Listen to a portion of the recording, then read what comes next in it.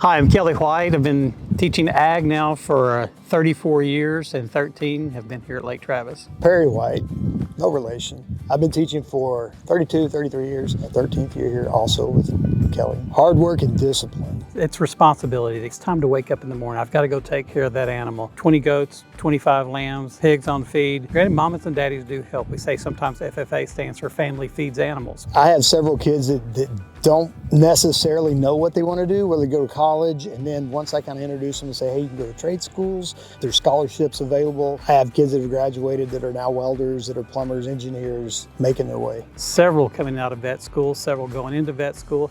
See a lot of teachers. We like to think that we teach those skills, those people skills. We are a leadership-based organization. In the fall, we have leadership development events where kids go compete and show what they're learning. Public speaking events, career development events. This past year, we had 60 kids to compete, and money brought home to those kids close to $54,000. All that goes back to the kid, nothing back to the program or anything like that. There's a balance, and we find that balance. And again, it goes back to that responsibility. Once they understand and that aha moment hits, they are, laser focused and still get it done. They're up here in the morning.